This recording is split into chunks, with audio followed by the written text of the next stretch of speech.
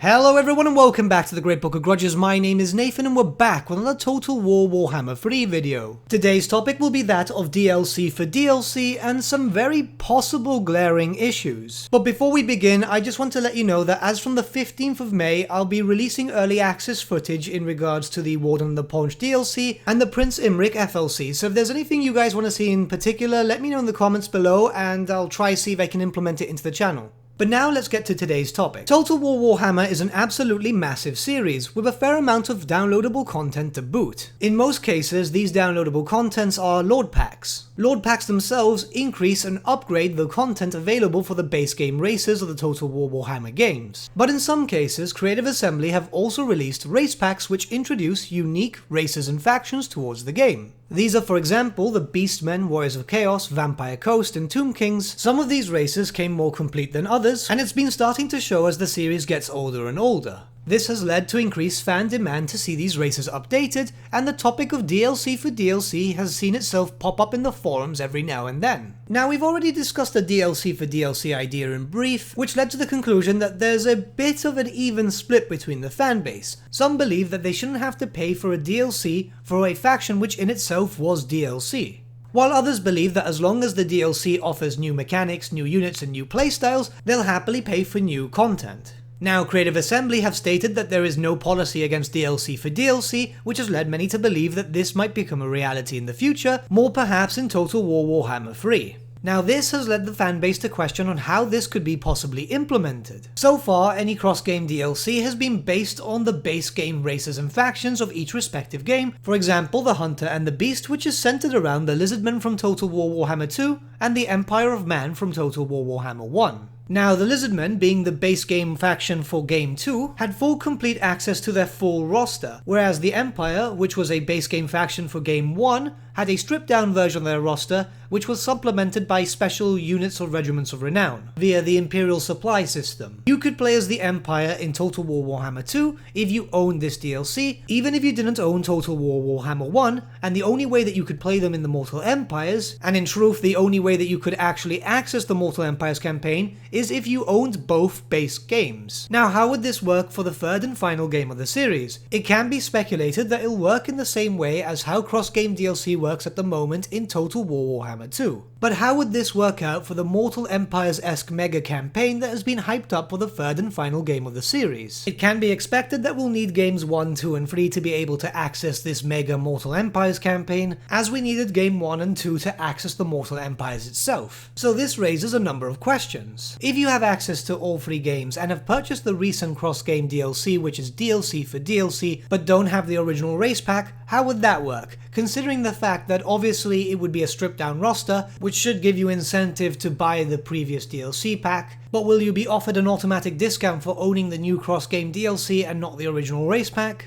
I feel that this needs to be quite heavily highlighted, mainly because some race packs were more expensive than others, for example the Beastmen and the Wood Elf race packs, which were tied to their own specific mini-campaigns. The campaigns themselves increased the value of those DLC race packs, but unfortunately not many people are playing them at the moment, as in most cases people would go back to buy them just to be able to use them in Total War Warhammer 3. There was a lot of controversy regarding these mini-campaigns too, as a lot of people didn't really like them. I personally did. I found them quite enjoyable, especially for speedruns. So naturally, at least a healthy discount would help people go back and purchase former DLC content. But let's just say that you still don't want to go back and purchase the Game 1 DLC or Game 2 DLC to be able to play the Game 3 full faction. What happens in terms of confederations when you don't own the original race pack? Will you be able to confederate with the other legendary lords even if you don't own the pack? Or will there be 2 separate sets of code here which will not allow you to confederate with these factions unless you own them? But couldn't this present issues in terms of bugs? Let's use a hypothetical example here. Say for example there has been a Wood Elf DLC in Game 3 which has added in Araloth. And you've purchased this DLC pack, you've been enjoying the Wood Elves and have made your way in the mega campaign map down to Athaloran. You've seen Orion and you've seen Durfu and it's piqued your interest to the previous DLC pack. So you've gone and purchased it and started up a new campaign as Araloth once again because you rather enjoy his start position. You've gone down, you've worked your hardest to build up your reputation with the 2 other factions, and there's been a bug which does not allow you to confederate even though you already have the 2 DLCs. Now you'd either have to start the campaign again and hope the bug's not there, or wait for a patch to come in, which could take a while. Admittedly, Creative Assembly have been very fast in terms of beta patches, so in regards to this, if an issue does present itself, it could be patched out fairly quickly. But how would this work in terms of modders who have been known to be able to work around and create new units? Maybe they'd be able to get into the code and find out of a way on how to unlock the previous DLC content. And I don't mean as a full unlock, but more like just being able to confederate with the factions that you don't own. One possible way around this is not allowing the legendary lords of the packs that you don't own to spawn unless you own the pack. So for example, if you play a Wood Elf DLC for DLC pack, you wouldn't see Orion or Durfu spawn unless you owned the previous DLC pack. Where instead Orion and Durfu's factions would be replaced with non-playable unique factions that you could confederate with, but you wouldn't get access to any new units. To be perfectly honest, I'm in the side that as long as the DLC is justified, I'm more than willing to purchase DLC for DLC. And I'm not talking about it as a YouTuber who promotes the product itself, because if I do find a problem with it, and I've stated in many videos that I've seen problems with the game and I've said what they are, I wouldn't just be into it. I'm talking about this not as a small YouTuber, but more as a consumer itself. But what do you guys think? Let me know your thoughts in the comments below, and let's start a bit of a discussion. I'm curious to see what you guys think about this matter, because these are small possible problems that I'm genuinely worried about, and I think that my worry is quite valid. But with that, my friends, we've come to the end of our video. Thank you so much for watching. If you did enjoy the video, might I suggest giving the video a like, or even subscribing to the channel, as it really does help us out. In the description section below are various social media links such as Facebook, Instagram and Discord, where you can get in contact with the Great Book team, talk to us about Total War, Warhammer, or just anything really. Also in the description section below is an affiliate link with Element Games where you could buy loads of hobby-based products, not just Warhammer, for 10 to 25% off. Making a purchase using our special link and also using our special code, which is also in the description, supports the channel at no extra cost to you, which we think is rather cool.